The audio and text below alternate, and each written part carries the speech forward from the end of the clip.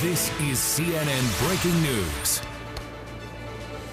All right, not happening today, an on-camera White House briefing, or not happening again today. The force trending, the head of the White House Correspondents Association, to meet with Sean Spicer and Sarah Huckabee Sanders this morning. He sent this note after saying, "We believe strongly that Americans should be able to watch and listen to senior government officials face questions from an independent news media. Gaggles are not a substitute for the open back and forth between reporters and administration officials that regular televised briefings allow."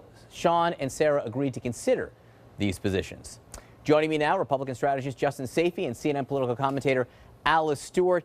Alice, to you, what's the White House doing here? What's the game with dangling some on-camera briefings, some audio briefings, some tape return briefings? They're doing their best to control the message. Look, I'm the first to say we don't need the full White House press briefings every day. I think Sean and Sarah and the rest of the comms team really go out of their way to make themselves available to answering questions. And I think the on-camera briefings should be saved when there is big news. That being said, yesterday was a big news day, and I feel that should have been on camera. There were a lot of questions that did need to be answered.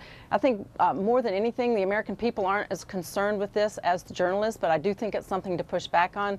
Their biggest concern and challenge in communications is, while they have a good message, whether they're talking about jobs or immigration or health care, they often get off message when President Trump tweets something about Russia. And if they can put that genie in the bottle and stay on message on a day-to-day basis, their comm shop would be much better off. Justin, how do you see it?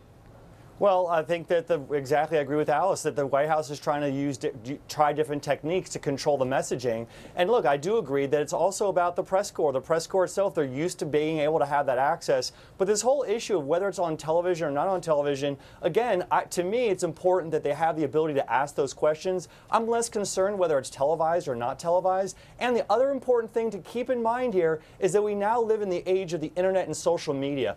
President Trump has over 30 million followers on Twitter that he's sharing information with. Again, not the same thing as having reporters ask questions. They still should be able to do that, but it's not like there's a blackout of information coming out of this president or coming out of this White House.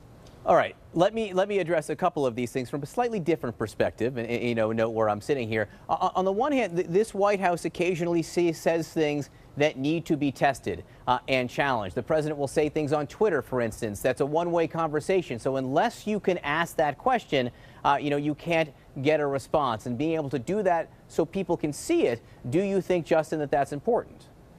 I do think it's important, but I don't think it's necessarily, it shouldn't be the White House communication. Any president, whether it's President Obama or President Trump, shouldn't be dictated by the press corps. Each administration is going to decide that for their own, and let the voters decide whether they feel that the White House is being transparent enough or subjecting themselves to questions. Being subjected to questions is important, and this White House is doing that. They're just not doing it on camera or not doing it on film like they used to do previously in previous administrations. They may be subjected to questions, but they're not always, or not often even, Alice, delivering answers. I mean, we could give you the long list of where Sean Spicer says, "I haven't talked to the president about that. I don't know about that. I don't know how he feels about climate change." Again, is that actually honest communication with journalists?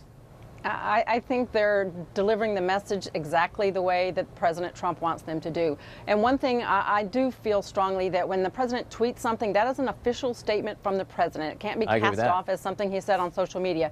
So when a reporter asks a question about a specific tweet, I think it is the responsibility for them to be able to elaborate on that if asked, and not say the tweet speaks for itself. So I do think it's important not to look at these tweets as one-off on social media. These are official statements, and when reporters need clarification, obviously people want clarification, I think a few more answers should be done with regard to that.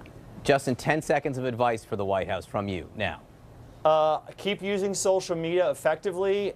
Try to continue for the president to continue to be authentic, and keep experimenting with different ways to find out ways to best effectively get their message through the traditional reporters. Experimenting with different ways, even if it means no way on any given day. Justin Sayfie, Alice Stewart, I really appreciate the discussion. Thanks so much. Thanks, John.